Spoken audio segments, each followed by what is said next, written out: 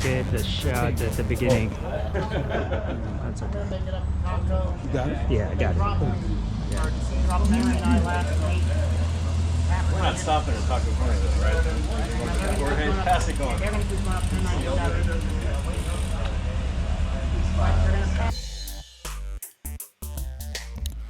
On this ride, Paul and I left Northampton. We rolled into the woodlands. We picked up Team RR. After picking them up, we warmed up on Research Forest on Egypt Lane. By the time we got to Fishcreek, it got really fast. He's 60K. WCC and a couple of other groups came by and all hell broke loose. People broke out all over the highway. We're in little groups. By the time we got to Montgomery, we were the second group on the road. Paul and I left the group, rode into the forest. We went on Bethel and then came back 149 South.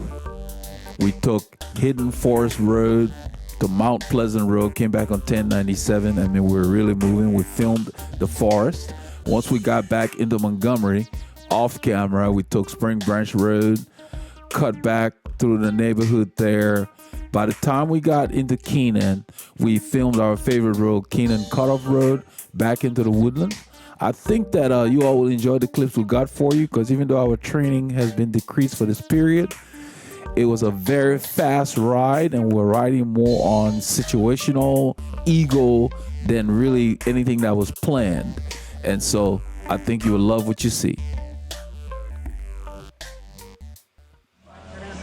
Guys.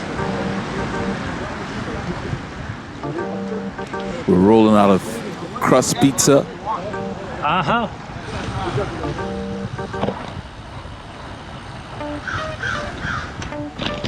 This being October, we really just plan to do about 6 hours plus. This is the day we can get out. Yeah. It's our long day. That was our plan. But you plan and then life happens. So you got to adapt. Be flexible and overcome.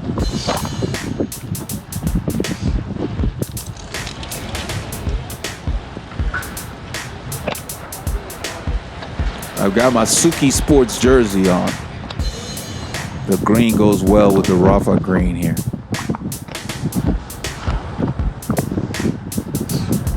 In about a kilometer, I'm going to notice that Bob has a nice, subtle kit compared to what he usually wears. The colors are very, very complementary and very visible. It's black and like kind of a dark red, almost burgundy. And I tell Paul and a guy named Chris, who you'll see riding next to me, about it. And his kit fits him really well. I don't know if we get him on camera close enough. I think later we do. That's Chris there. That's Doug shot behind Paul there. Doug's wearing the Rafa Pro Team Aero jersey. And I will compliment him because I guess it was a coincidence, but it matches the lower part of his frame, the color. I just notice those kind of things. I'm just, I'm a detail-oriented person. And I tell him, man, it's kind of nice. Your kit matches the lower part of your frame. And this is the time of year in our area where you can wear the midweight jerseys, the aero jerseys, because the temperatures are mild. Like it says 16 or 15 C right now. Feels a little warmer, but it's a nice, pleasant.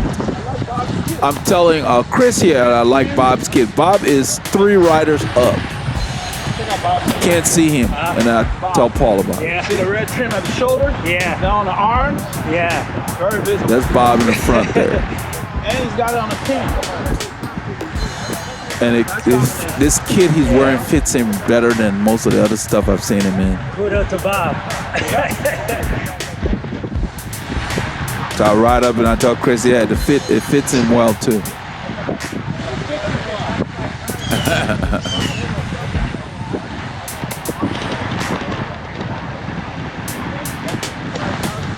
Yeah, man.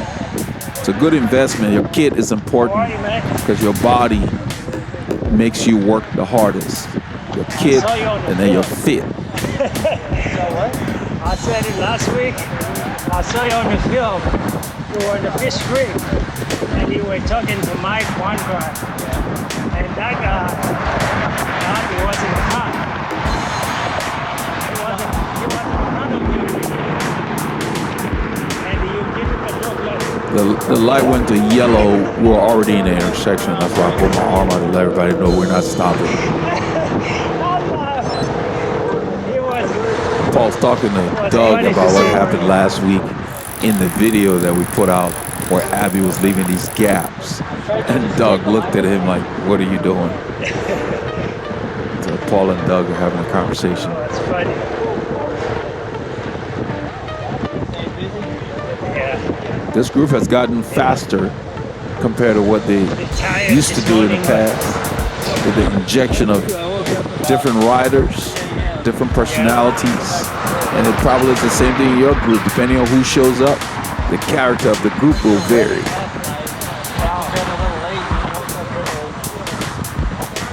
Hey man, this is a perfect kit. Good for this weather. That's the arrow. Paul's complimenting Doug about his kit.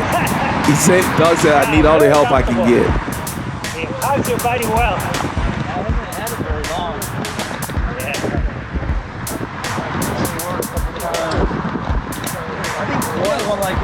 Yeah, I do. Yeah, one in the summer, these letters stay as a stamp on your skin. Oh, you get tan underneath? Yeah.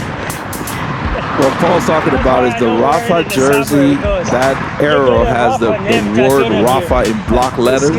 And when you wear it in the summer, when you get home, you have a tan line that says Rafa underneath. Yeah. So Doug asked, can you wear sunscreen? I don't put sunscreen on my torso. A little bit heavy for the summer. Yeah, we just put sunscreen on our arms. I do my arms primarily.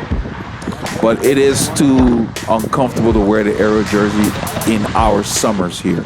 So this time of year, well into late spring, they work. They're for mid temperatures. So we got about 2 to 3 months out of the year where it's very hot.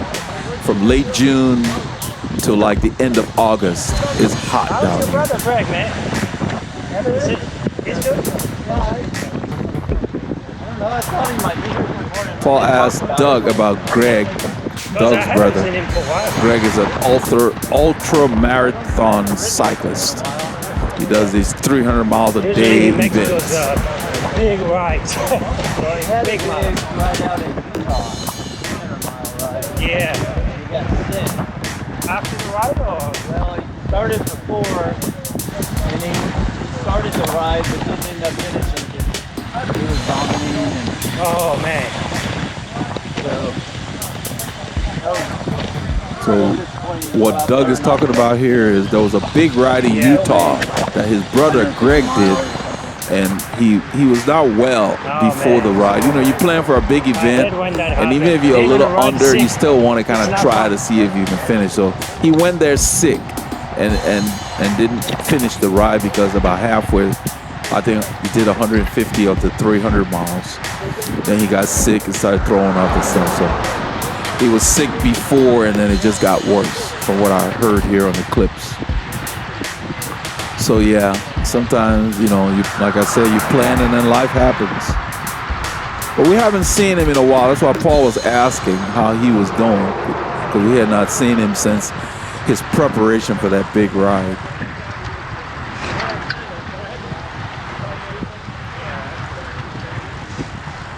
It had to be a little discouraging and disappointing for him, you know.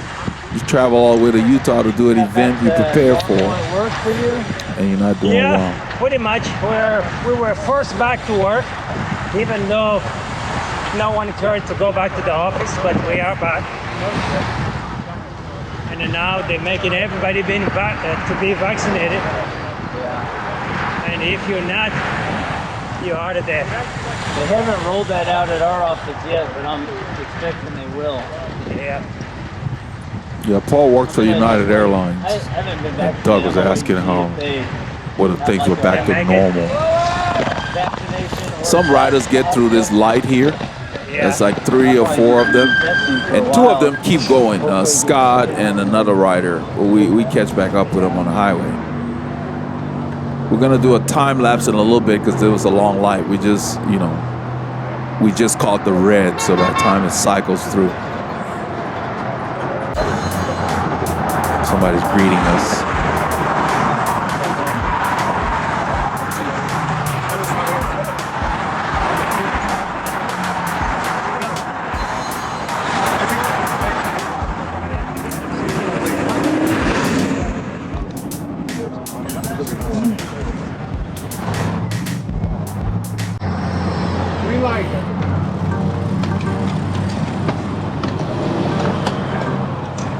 I think Abby waits for us, so Mark's gonna compliment him and thank him and say, "Oh, you're a gentleman compared to the other guy." Well, Scott and them kept riding because Scott hasn't been riding. That's Abby on the right there. Scott hasn't been riding, so he figures I'm just gonna go ahead. You guys will catch up anyway. So in about a kilometer, you hear Paulie Longa mention to me that the group has gotten bigger back there, and then I hadn't looked back there.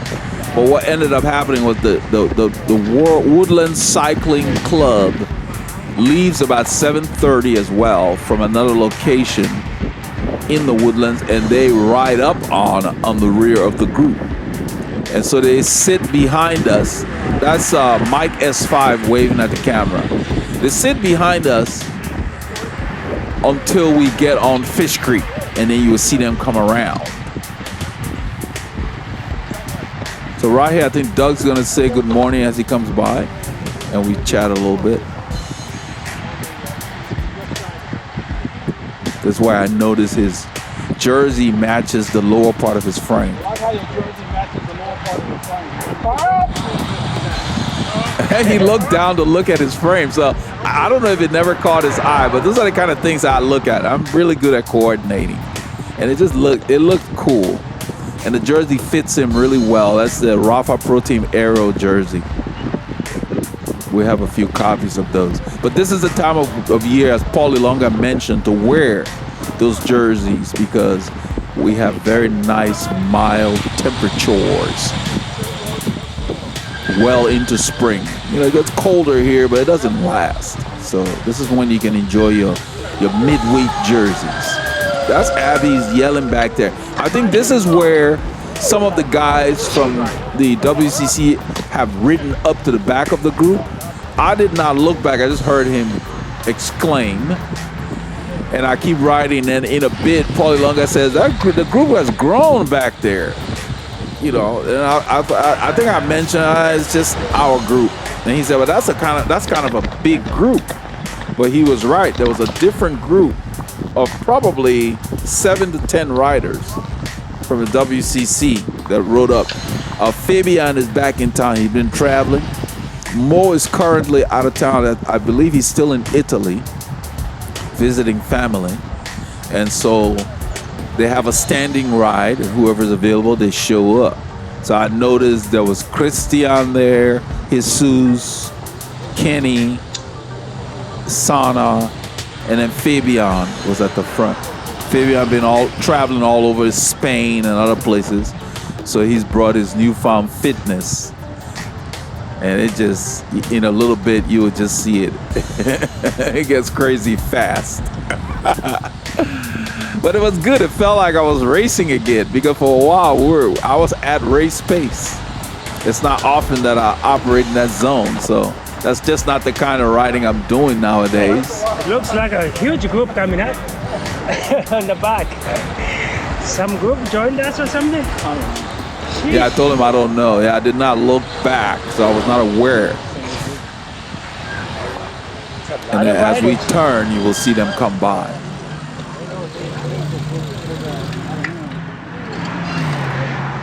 So we turn on Fish Creek. I don't want to lead this group. You know, I don't know what they're doing. I mean, I think Mark had said they were gonna roll out and go. He put out the route. So he pulls out the line and looks behind. I think he sees the riders back there.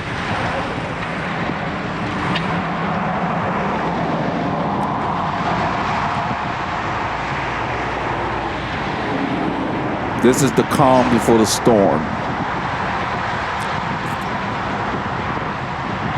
Usually this is where we kind of settle into a pace, but right now we're just kind of messing around. And then there's Fabian. I greet him as he goes by.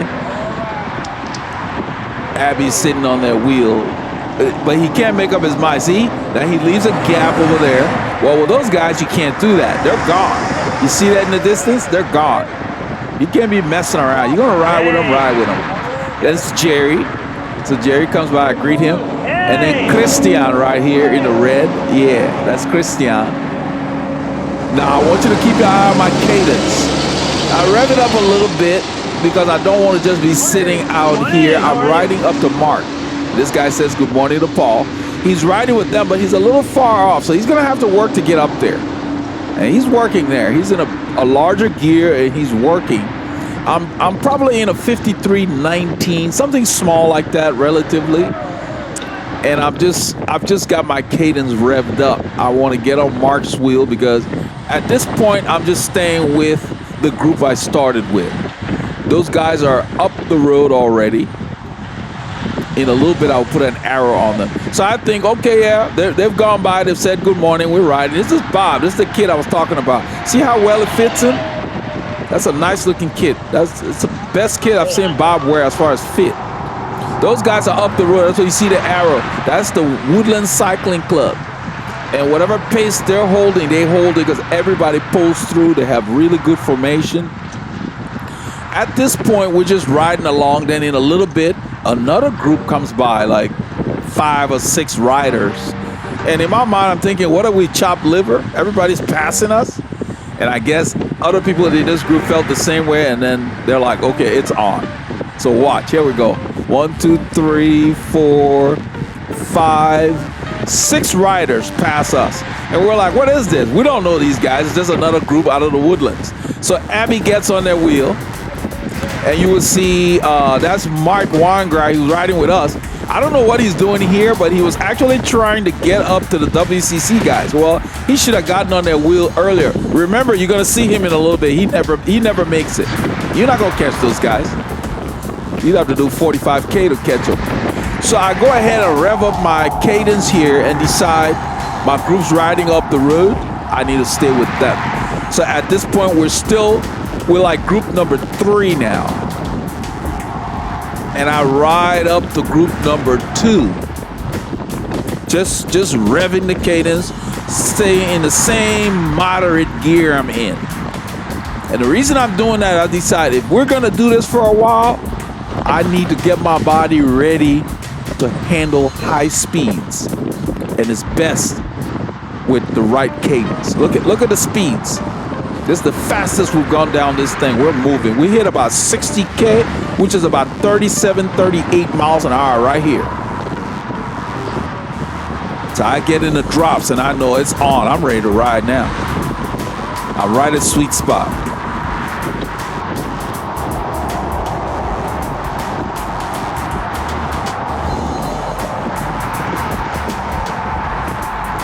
I mean, we're holding 47, 48K. It's flat right here. So there's nothing wind, there's no wind aiding us or anything. If you look at my bandana, it's moving around. We're moving. At this point, I really like this rhythm. And then we're gonna hit a red light. It's a short red light, but it breaks up the rhythm enough to where I'm like, man, I really did not want to stop. I have a different kind of engine. Once I get going, I just wanted to stay there, up there.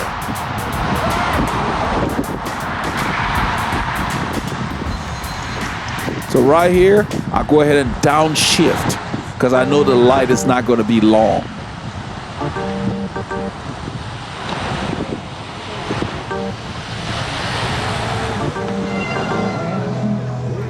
There's somebody playing their music in their car. So there's green up. I did not even unclip. I go around. That guy moved in my way. You see, I moved to the white line because I know these cars are there. You got to watch for that in the group. People are going to do unexpected things. You have to be aware. There's nothing wrong with what he did, but you know, some people don't check. So we're going. Those guys, we hooked up with the guys at the light, Then one thing about them, they don't mess around. When the light changes, they put the power down. They're up the road there. We're second group on the road here. We have a gap because people were messing around. I'm looking for a spot. I go ahead and get in the nearest open spot. I think Dan the man let me in there. And I'm in shelter. You will see Doug here bridge up. I don't go with Doug. I see him going. He's going to bridge up. That's Team WCC up there. Doug is going to ride from our group, and he's going to bridge up solo to them. The reason I don't do that is this time of year, I don't really want to ride hard anyway. I figure I'll just sit in the group, keep my effort reasonable. And then secondly, I haven't been doing that kind of training. I'm like, Paul and I talked about it. We're going to, get ourselves to where we'll be riding with those guys more often and visit different groups. But at this point, this is where I decide I'm going to sit and just stay here and see what develops. Because it's not that easy here because I'm riding with a couple of ladies, I think 2 or 3 ladies, and a guy, the second group that passed us, and they're trying to get up there. Because the hesitation at that red light caused a split. But they have not given up. So we're not just riding here, we're chasing. That's why you see 40K on this slight grade, what I call ninja grade. It's very foggy. That's why Abby put his glasses on the back there. I like to put mine in the back of my head. And I think mine is still there. I don't think I put them on yet because it's very foggy. So we're riding up to those guys. We're holding 39, 40K, and we're making some progress. But not very quick because they're probably riding at 37K, and they're not going to ride that hard the entire time. But here, because everybody's jumping on their wheel, they're going to make you work to ride with them. Right here, these ladies hit the wall. Those were part of the second group that passed us. They were a little disgusted with that because they really wanted to get up there. Because Paul said when he came around, they shook their heads. They were like, sometimes your body doesn't do what you want. Right here, Dan rides to the front. You see him up there?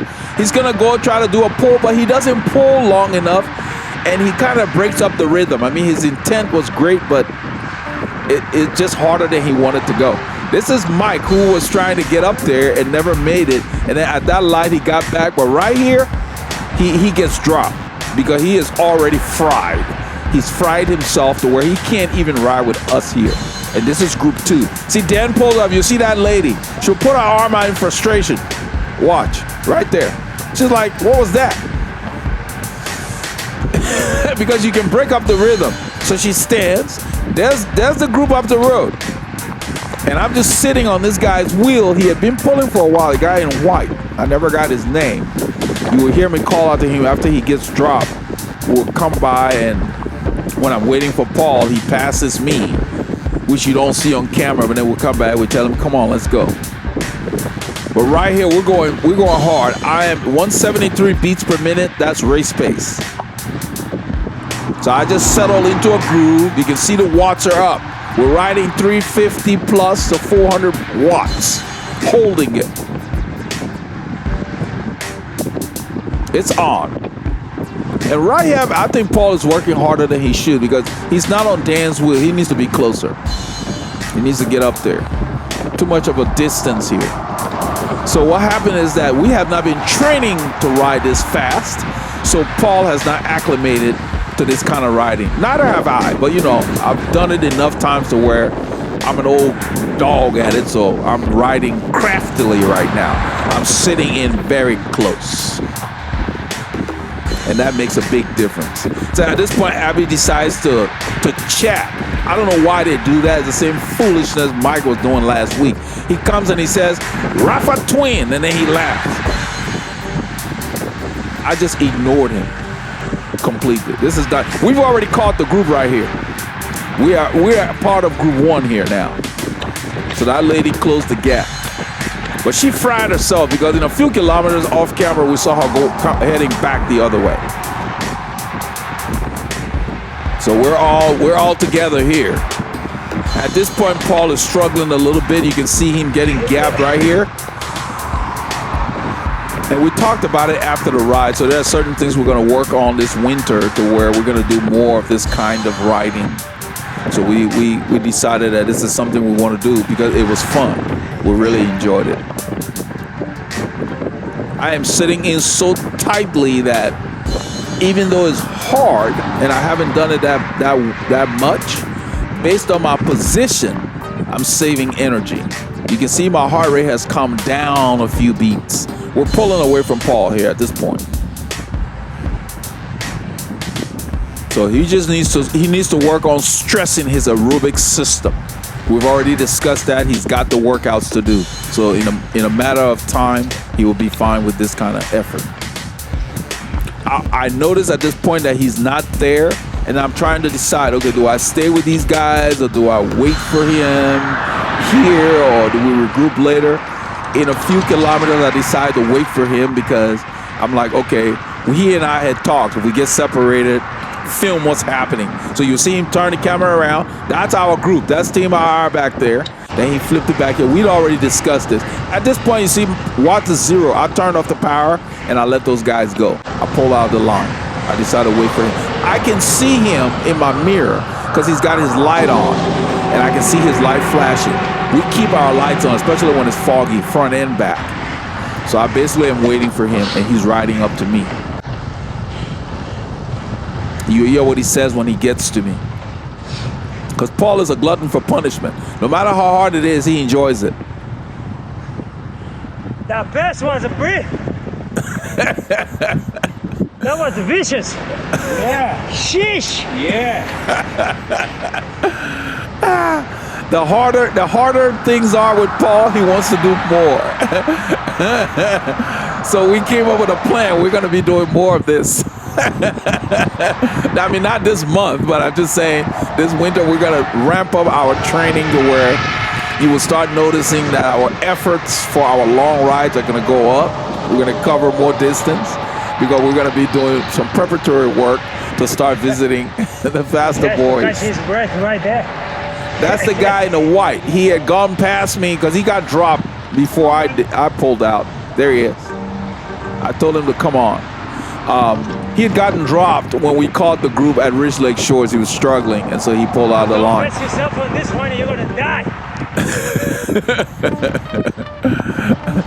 So what I was saying is, it doesn't matter what you throw at Paul, he wants more. He's a maniac.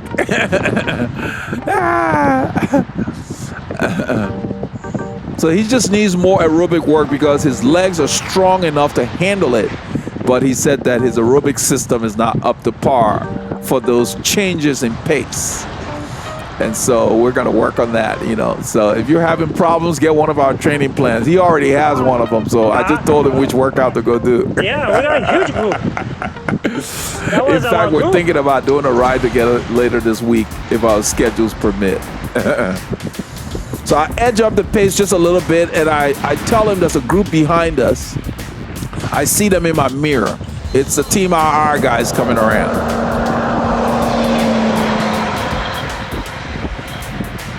So that's Darren. He goes by. I don't jump on his wheel. I see the rest of the guys. I'm going to let all of them come through. Okay. That's Scott. Those are the guys that didn't wait at the original light. That's Mike who was trying to catch those guys. What's this guy? That's Dave. He said this is his first ride since the dog attack. Or a ride with a group, I guess. Since the dog came at him. I told him, been there, done that. We've all been there. That's the guy in the white. What I liked about him, I don't know him, is that he's what I call like a domestique style of rider. He just put his head down and we're riding. There's no games or strategy or tactics. He's a rider. This guy on the right, I didn't get his name, but this is the kind of guy I like to go in a breakaway with. He just works, doesn't mess around.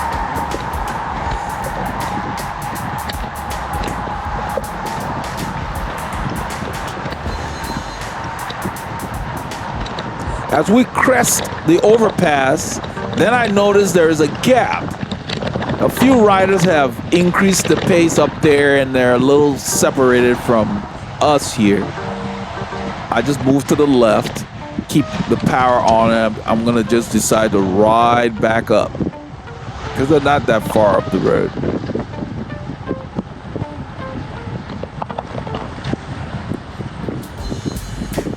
This is 30 minutes. Well, let's see, for us, we rode 45. So an hour 15 into a 7-hour day. So we're not trying to do too much at this point.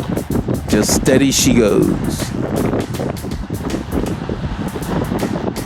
The wind is dubbed down. It was a lot more than what you hear. It was out there. So we worked really hard for those 30 minutes.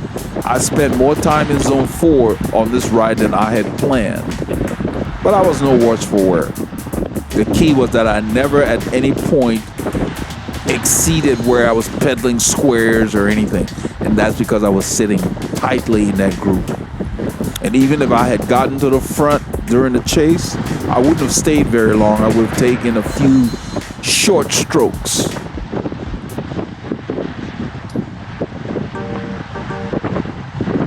So it was fun. It was fast. I mean, 37 miles an hour on Fishcreek, yeah, that's pretty fast. And we're talking about sustained speeds of 30 miles per hour or better for quite a while before we got down the hill. I checked my mirror, it's clear, we're gonna be turning. There's gonna be a couple of cars coming, one from the front and one from the left.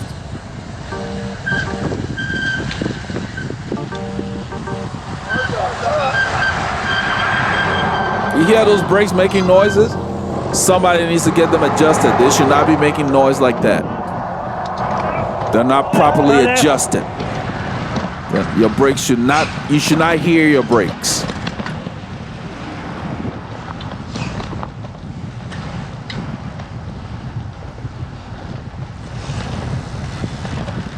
It's time to visit the shop. So Mark had announced that we need to make sure there are nobody off the back, yada yada. That's why everybody's kind of like soft pedaling. I'd much rather do this than to stand on the side of the road waiting on people. So I moved to the front and I'm just really soft pedaling. You can see the watts are down, just to make sure everybody's together and then we can ride instead of stopping. So in a little bit, I'm gonna just drift to the right, and I think Darren will go around me. But that's all I'm doing here. That's why the pace is subdued. I figure at about 17, 18 miles an hour, whoever's back there can catch up to us. So Darren goes around. I just rev a little bit. We're gonna be going downhill shortly. This will allow whoever may have been off the back. I don't think anybody that was riding with the Team RR guys are off the back. Because if somebody is having trouble holding the pace, waiting for them is not going to help, unless there's a chance that they might ride better if they get closer in or whatever. But a lot of times people who are struggling because of lack of fitness or not drafting properly, a combination thereof. And until they figure that out, they just keep getting dropped.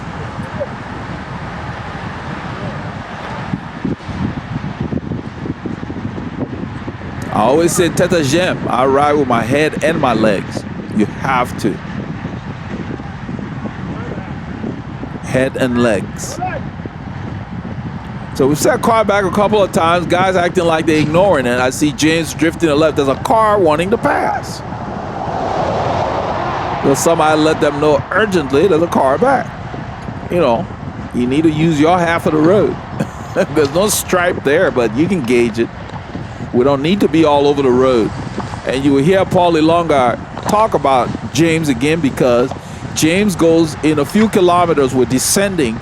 He goes from the right side of the road and just swings to an inside line that's occupied by Paul and other riders. You don't do that. If you're outside, you take an outside line.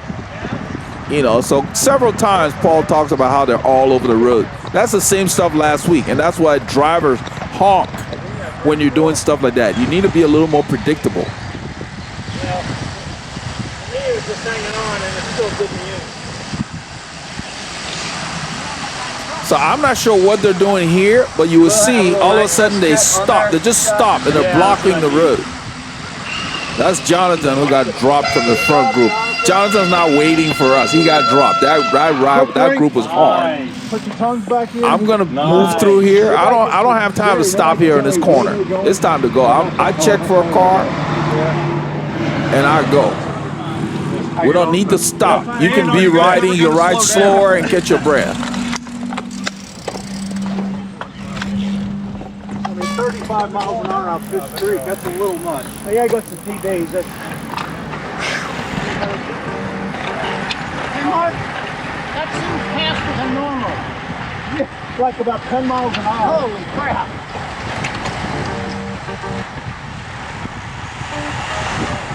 Yeah, I matched the 36 on the Fishcreek downhill. I was content around behind Chris at the start of Fishcreek. Well, that's what I was wondering. What's wrong with 26? I thought I was doing pretty good. Yeah, we're doing good. It kind of hurt my ego a little bit too far away.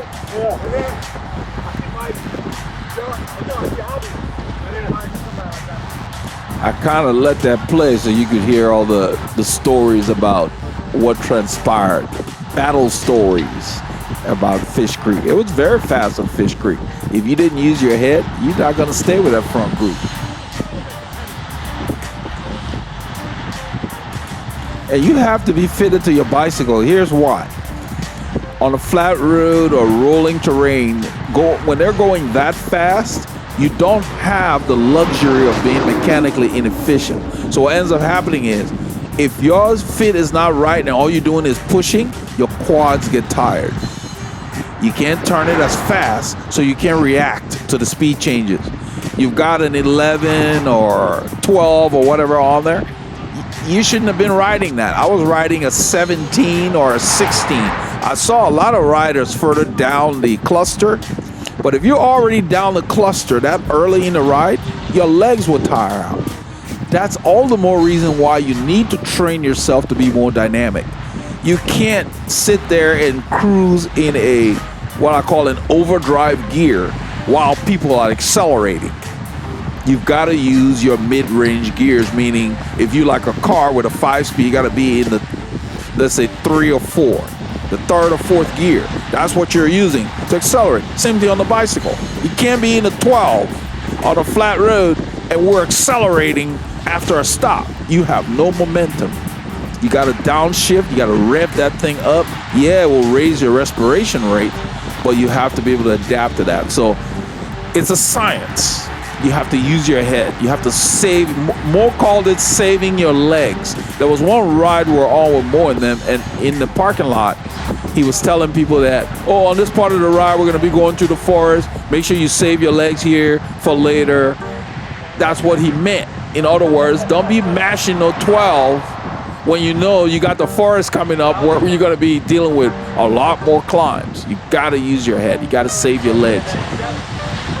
That's where that phrase spin to win comes from. But you're always really spinning. But what I like to say is spin a higher cadence earlier so that you can save your legs later so you don't tighten up or cramp and stuff like that on a long, hard ride. You don't hit what Mo calls the Chinese wall.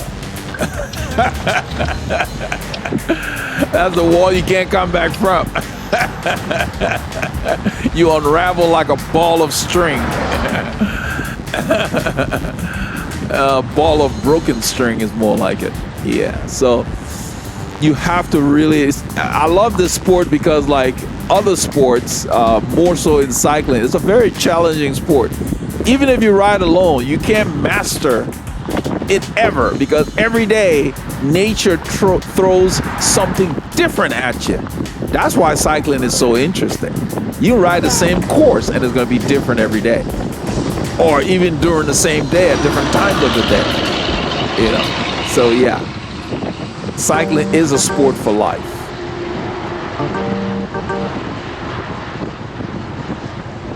The ironic thing, after having gone that fast, this part of the ride was relatively easy. It felt easy. You know, we're in the second group on the road. I'm not sure, let's see, 300 watts, 400 watts. That's pretty much what we're doing on Fishcreek. So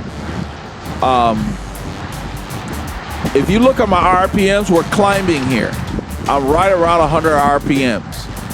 It may not be the most optimal, but it sure felt great. It felt like I could do this forever. That's the way you want to feel. You don't necessarily have to be at your most comfortable climbing cadence. If I were doing a time trial or climbing solo, I'd probably be 85 to 95. Not as much, but I'm using that because this group, the speeds are changing. It allows me to stay fluid and responsive without tearing down my legs.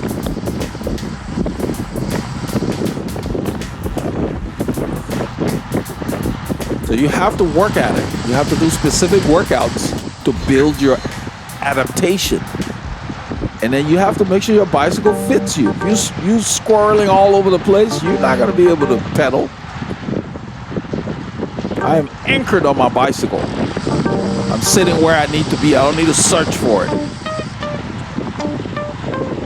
So if you're one of those that take forever to find that sweet spot on a ride and then you don't want to stand up because of it, nah, you need to be able to stand, sit all in one motion and be on your sweet spot all the time. And that has to do with your full fit. Right there at downshift, look at my cadence. Mechanical efficiency. Keeps your legs ready for more.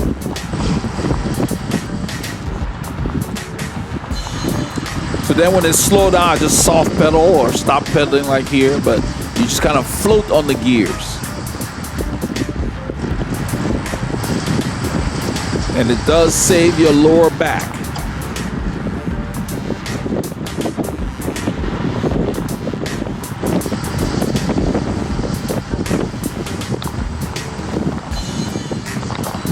This is where you're gonna see, watch James here. He's gonna drift to the right. Then he cuts across the road. Look at that, look at that. Look how far over he came. I mean, Paulie Lunga is going all the way on the opposite side of the edge of that road, and James is in his path. I mean, come on, man. So he told him, stay on your side of the road, hold your line, something like that. How you gonna drift all the way to the opposite edge of the road? That's just inconsiderate. You are not riding alone. Don't do that. You are responsible when you change your line to check, to make sure you're not interfering with anybody else, especially if you're not going forward. He was going laterally. He was not going forward. If you're going forward, you can do anything you want. But if you're just going sideways, then you know you're going to be impeding someone.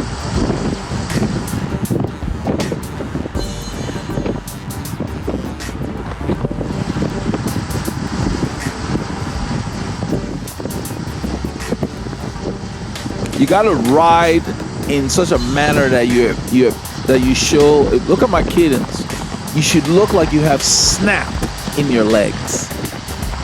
You shouldn't feel like you're pedaling in mud. That means the gearing's too high for you. That ratio.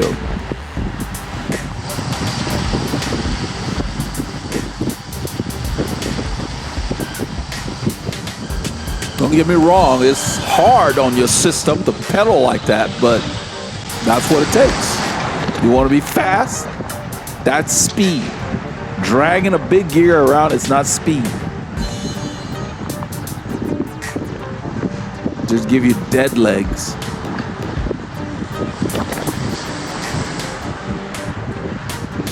That's the guy in white I was telling you about. He's up the front working again. He just likes to work. He just gets up there, he works. No games, no sliding to the back. Hint, hint. He just rides.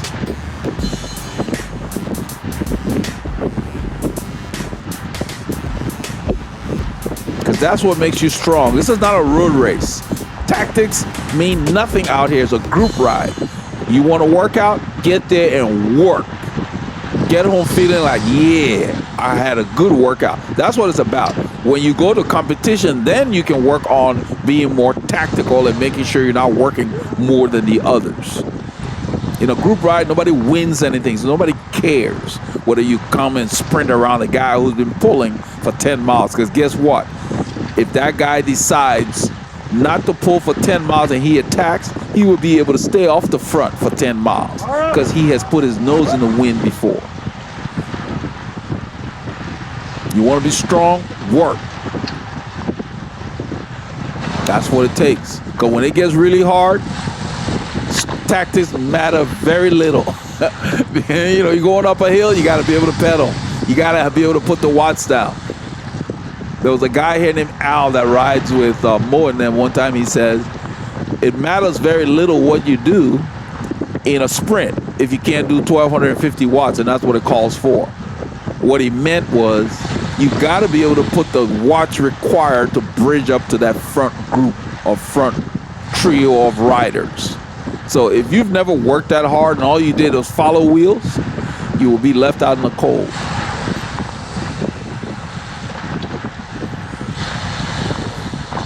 There he is, he pulled off. He's been there for a while working. He's pulled off now.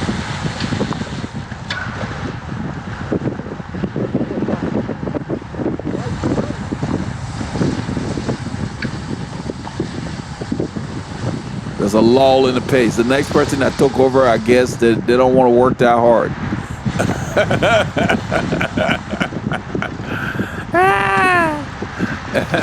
So I never got his name, but he was in the group the second group that passed us with those ladies and that we bridged up with to the first group. But I remembered him because the whole time he was working. He did a majority of the pulling. And then that lady took over and finished it off.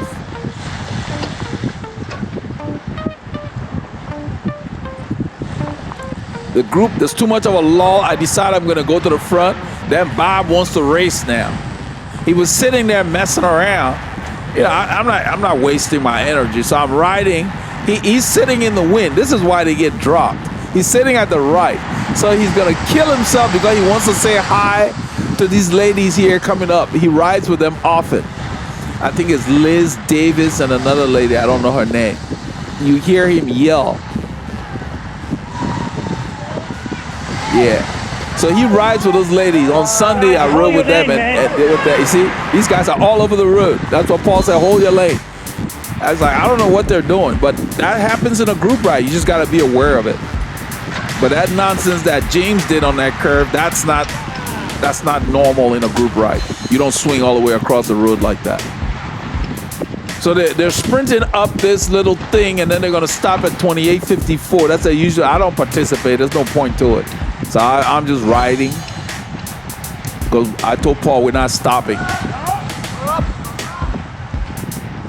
Because I'm back with Paul right here, and I'm going to mention to him we're not going to stop. Because I know they're stopping at that corner. I don't know why. Just turn and go. You can stop at Taco Corner. No point stopping here. I think Paul's going to tell Mike that these guys are all over the road. Mike's aware of it. He sees that stuff. This is Mike S5 here on the left. He rides it as a Velo S5, so he uses that as his avatar, his calling card on the GroupMe app. His handle, per se. These guys need to hold their leg. Look at it, all over the Freaking all over the road. They ride like they're being controlled by a snake charmer.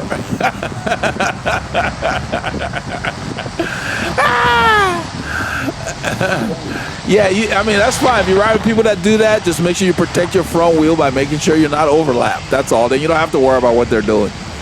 I don't react to them. As long as my wheel's clear, they can weave all over.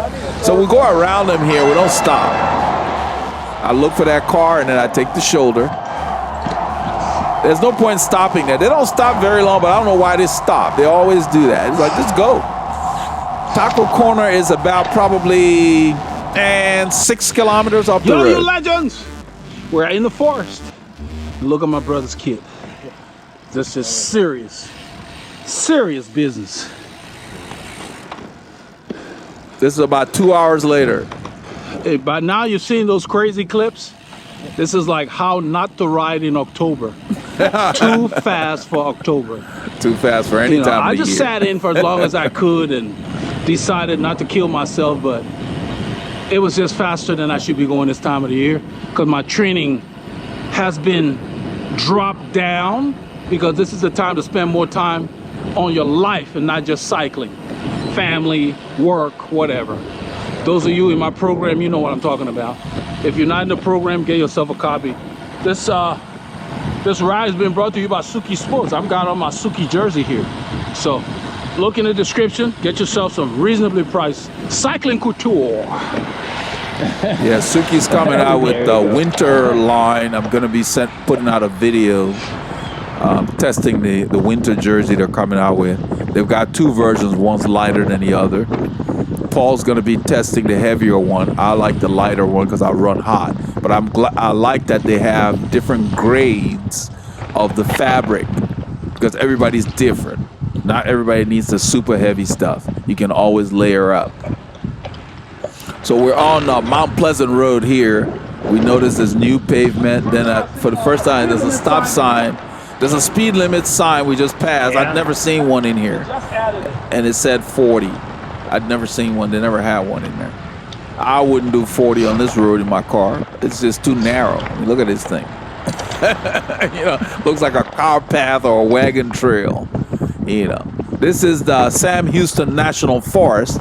So these were like the trails that were set up for the guys who come in here to do controlled burns or whatever else. And they've evolved over the years into roads per se.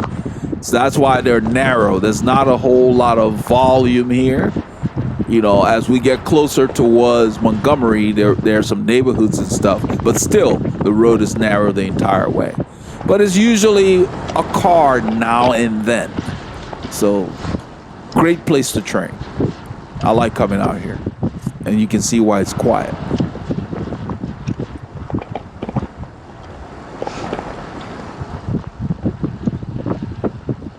We're going through the forest here. This is pretty much uphill most of the way. Some steeper than this right here. This is probably 1 or 2. Let's see. Oh, 4%. I didn't even realize it was that high. That's why the speeds are down.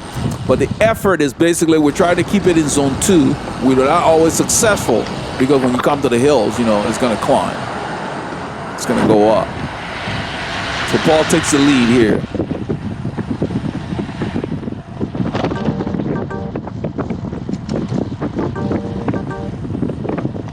That's the Pro Team jersey Paul's wearing in the terracotta and the mustard armband. So he's got the socks matching it.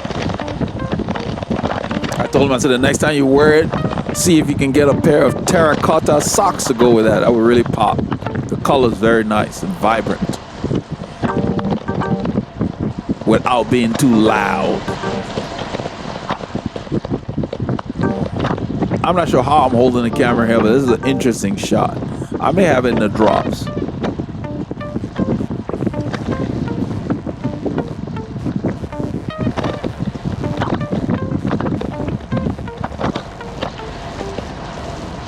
We got a climb coming up in about probably 5 kilometers or so.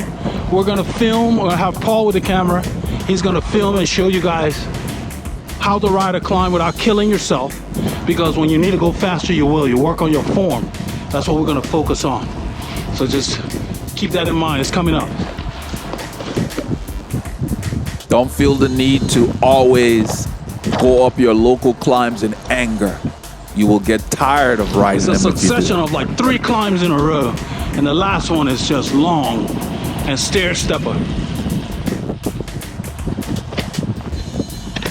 You want to feel the gear as you ride. You're working, but you don't want to labor. You will feel the burn.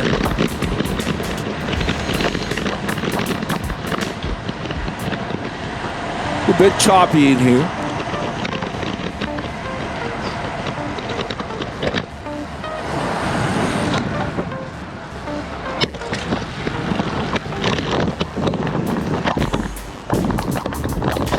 They've patched the road over time.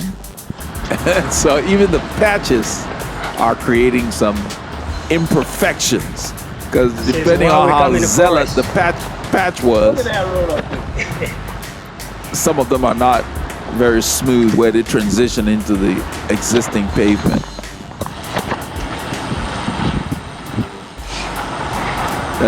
That's what you see me trying to just avoid the worst of it. It's not too bad. It's just they pop up from time to time, so you can't be in the forest and not reading the road. You need to pay attention because the surfaces vary.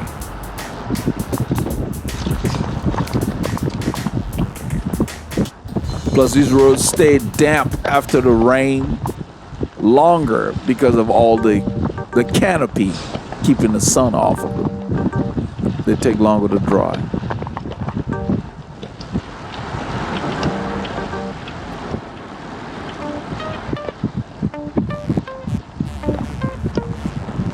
The road's going up. All I focus on is feeling the gear and keeping my rhythm the same.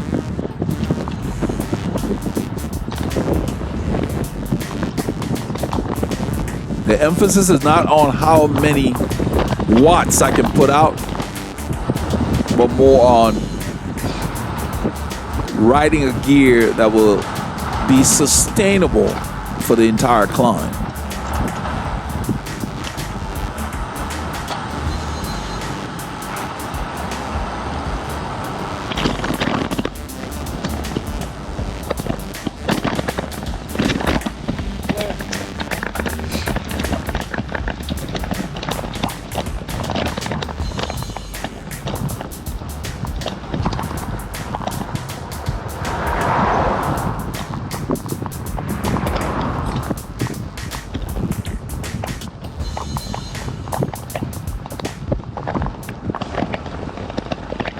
I think in 15 minutes or so in the forest, we may have been passed by 1 or 2 cars, if that.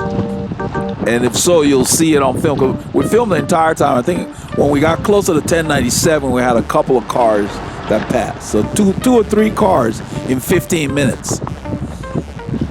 The potential for good exercise is very high. You have to find places like that in your area for your most demanding rides.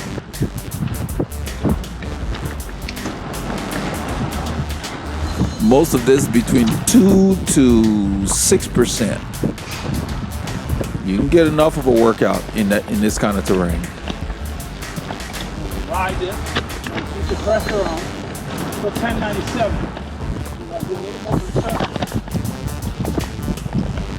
What I was telling Paul is that from here to 1097, we need to keep the pressure on.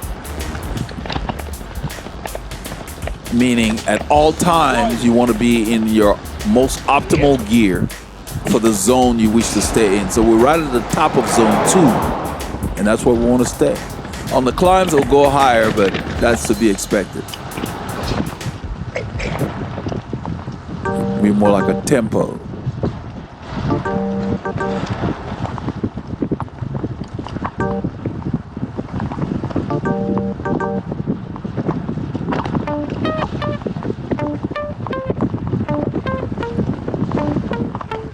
You can hear the wind. We dubbed it down, but that wind is out there.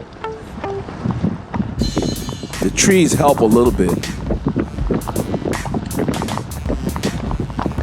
I like using the forest because most of the time you're there, there's no traffic. You can just ride, and all you hear are the birds and the squirrels running across the road from time to time. That's about it. That's mostly what you're dealing with. There are once in a while we've seen loose dogs here, but for the most part, we don't encounter loose dogs in the forest. And the reason why we like to go south in the forest, there's a succession of climbs that I talked about coming up after this curve. I'll go ahead. I think I'm taking a drink.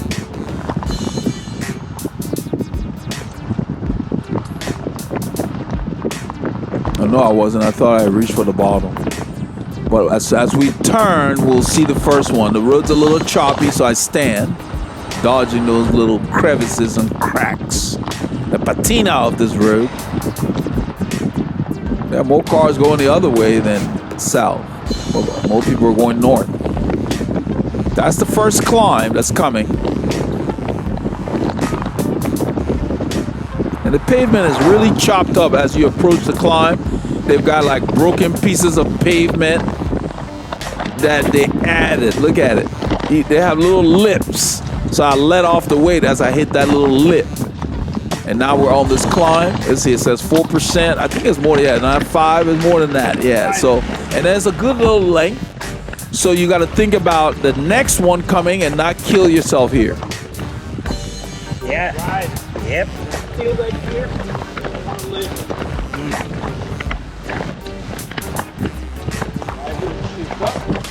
Keep pressure.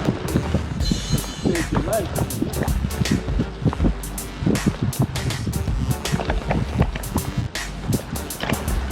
We're still climbing. I'm not sure why it says 0. Yeah, we're going now 1. Yeah, 2. It's still going up. And there's the second one coming. So that one was long enough to where you can kind of do some damage. And then if this second one comes and you're not ready, you really start crawling. So you got to be a little more conservative on the first one. And then maybe the second one you can temper it up a little bit, but the third is the longest of the 3.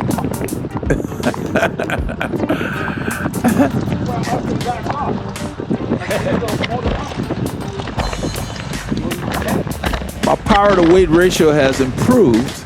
I eliminated meat from my diet a little over a month ago, and I can feel the difference. I don't miss it that much. I didn't eat that much meat, but I just wanted to try something that Paulie Lunga told me that he had tried. It was working for him, and it just really, overall, just makes me feel better. So I find my protein in sources of beans and, you know, tofu and different things. So getting it direct instead of secondhand.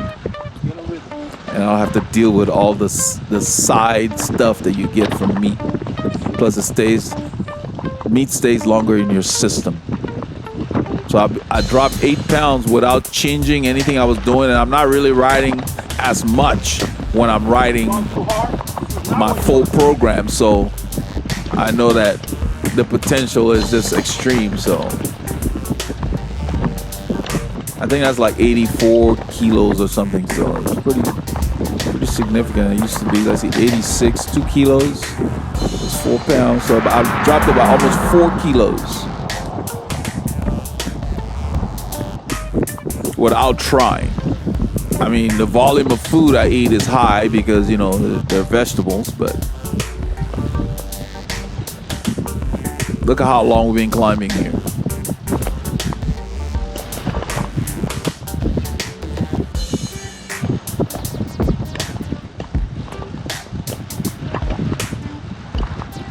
So on the long climb, as you've seen here, you want to keep your cadence at a maintainable rate. You don't want to labor to where your legs start seizing up on you and tightening up on you. Oh, this is where the first car comes. I'm waving him by. Because he can't see around that curve. I can.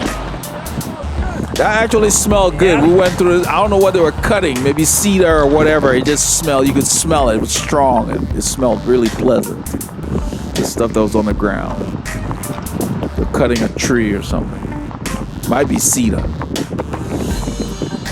We have a lot of them around here. Cedar, pine, live oak. So because we saved our legs back there, the terrain now is slightly downhill to flat. So we can continue to roll versus if we had overstressed our legs, we'd be limping along after the climb.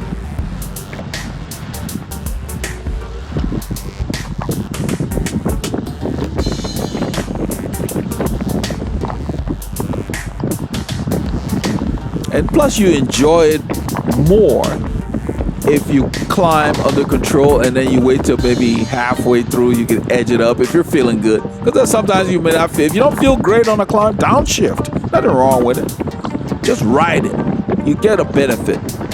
You don't always have to ride full gas to benefit. You walk before you run.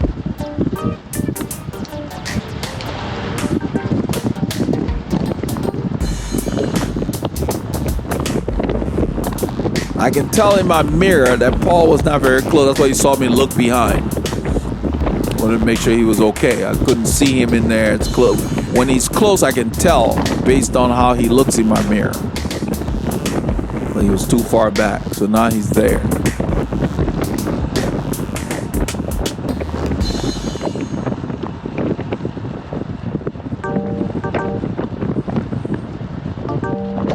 So I settled into a rhythm. We're approaching 1097. There's going to be another, I think this is the second car. I'm going to wave him by, pulse that car back. Once I can get a clear piece of pavement on the right, I think I'm going to wave him by. There you go. I want him to go. I don't want him following us on the climb. Because he can't see that curve. So I can see that it's clear, I wave him by. Be careful doing this in a group, because if you have a lot of riders, like a big group, don't do that, because if something happens when they're trying to pass, then you've created a situation. If you're going to wave them around, you got to make sure they have a clear path far enough to allow them to pass a big group. It's just the two of us, so I don't mind doing that. I had done that one time in a group where Moore was, and he told me, yeah, what if you wave them by and then something happens? He said, really, he doesn't like to wave them by when he's riding in a group, because they need to make the decision when it's safe to pass. But a lot of times, if it's just me or me and Paul and I just wave them by, let them go when it's clear, especially if they can't see around us. But in a large group, I don't do that. We got too many riders to go by. So we're approaching 1097 here. We got through the forest pretty quickly. I even mentioned it to Paul, and he agreed. We were not messing around.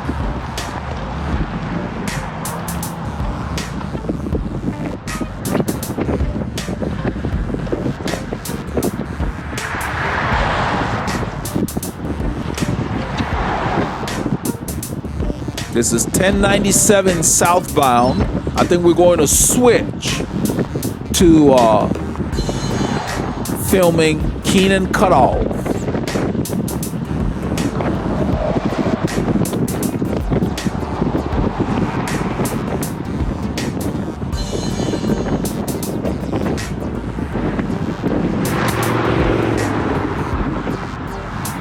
This is where Paul comes by and gives me the camera, I believe.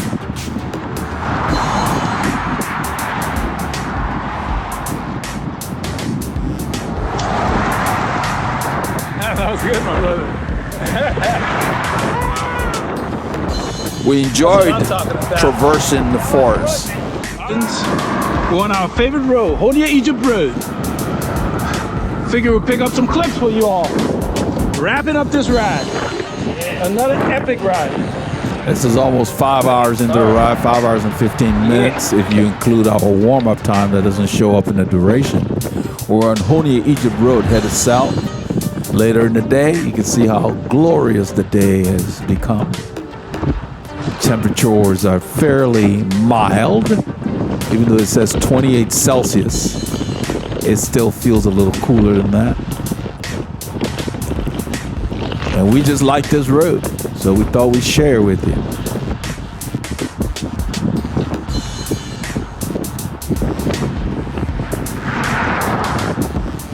The wind is here, blowing from the south. You can see my bandana flapping around. So I get in the drops to try to cheat. So my legs don't have to work as hard, because I'm right at the top of zone 2 for us. And that's kind of where we'd like to stay.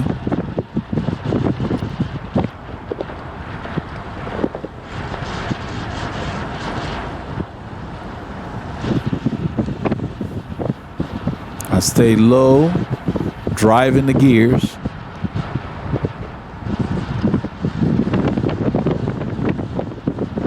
The goal is to keep my RPM as close to 90 RPMs as possible. With the resistance from the wind and the patina of this road, it seems to be the optimal cadence for these conditions. And plus, we're riding steadily. There's not a whole lot of speed variations.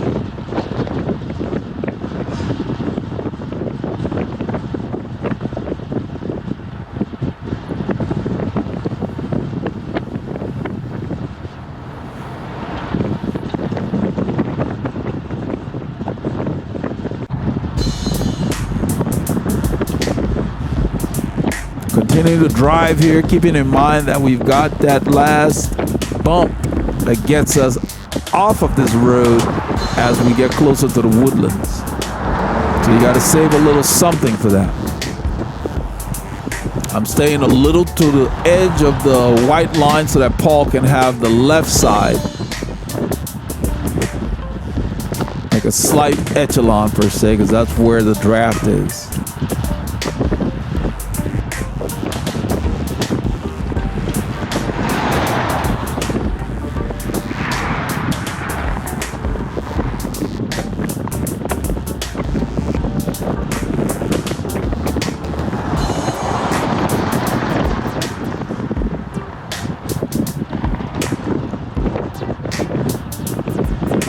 As we approach this curve, I can see that we have other road users approaching, but they're very, very patient on this day. So we're using about almost a half of the lane. In this curve here, they've got the corners shaved. So I stay on the edge, dodge the reflectors, because I don't want to ride on that rough surface. You feel that. Some are smoother than others. That's not one of them. Paul backed off there so he could see to get through there.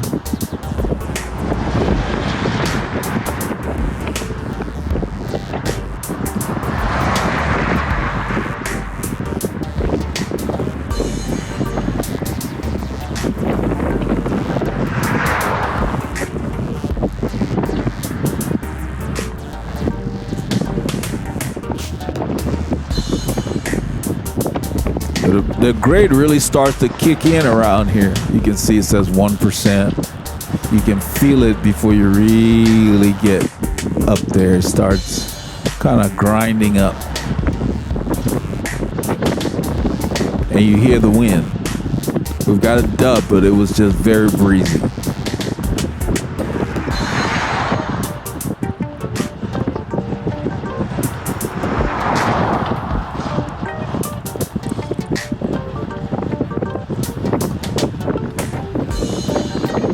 This is where it starts to ramp up. I'm already in the gear I want to use. I think I stay on the big chainring. I end up riding a 5323, which is a 62.2 inch gear, thereabouts. It hits 5% a couple of times, 5 or 6%. Paul is actually downshifting. That's why you see that camera flip. It's in his left hand. So he probably downshifted to the 34, and he might be using the gears down the cog to get the ratio he wants.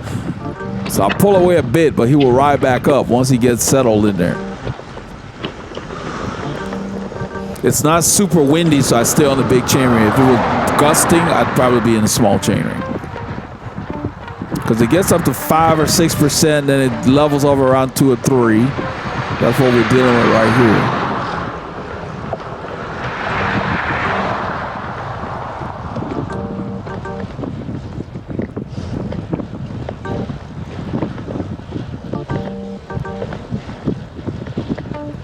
I keep the rhythm going. I keep my cadence up above. My goal is above 75. It's right well into the 80s here.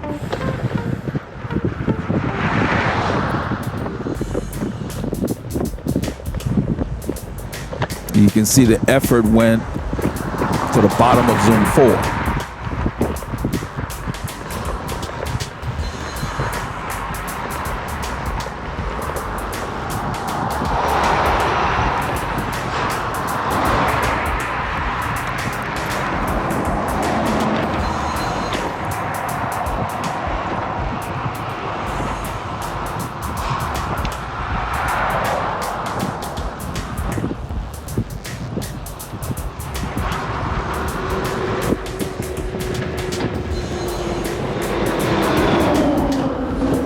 The road levels off a bit. I believe I stayed in the same gear and just increased my cadence because in the distance, it will ramp up to about 2.5%. Then it starts to go slightly downhill.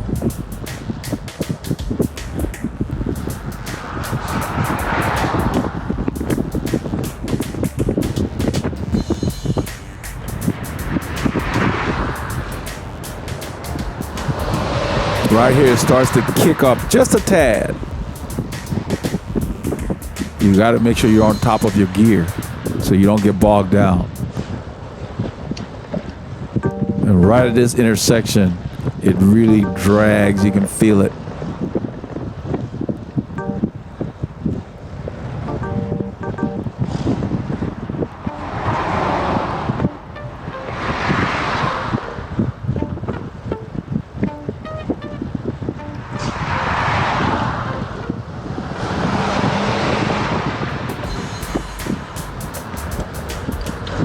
This is where it levels off, and then around that curve it's gonna descend slightly.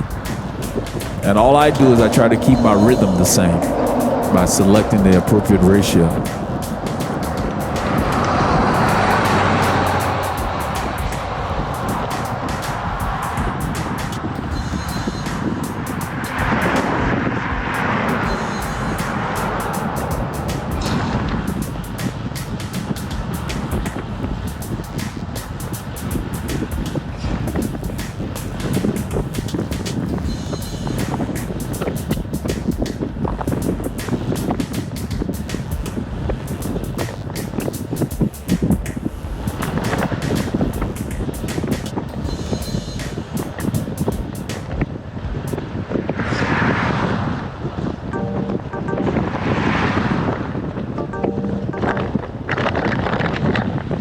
Right in the middle of the road because that's the smoothest spot, and we have the lane. There's no one behind us.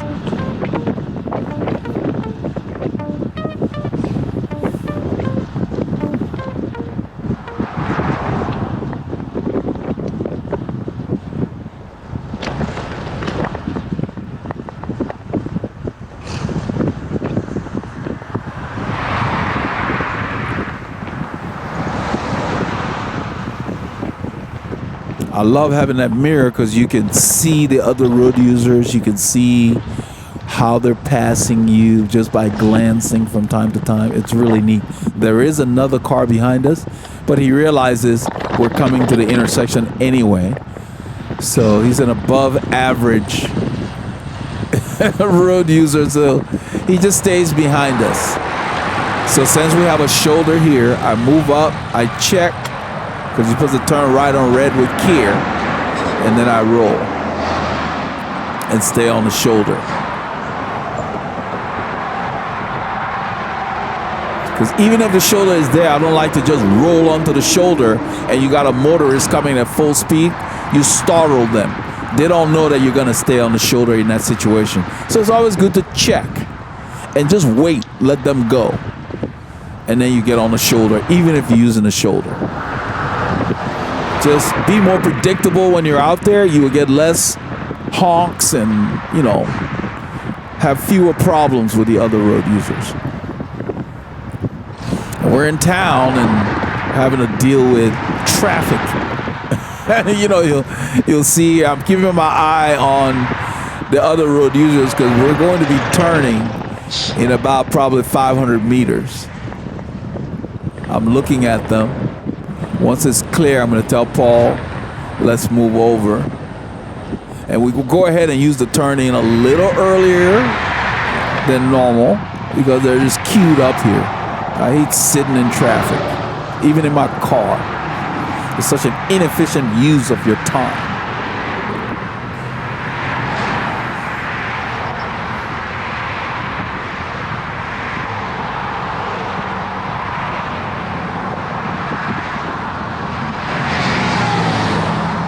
So a lot of times some riders will go straight on this road. We do that from time to time, but I prefer to turn here because there's a very quiet neighborhood road that drops us on Huff-Smith Conroe Road, I think it's called.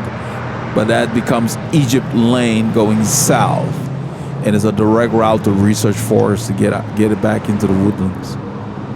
because this road, if you stay on it, the intersection over there is super busy and it's under construction, so you can't go straight across. It's just, you know. There we go. I'm telling Paul we need to stop at our park. We stopped to get some water.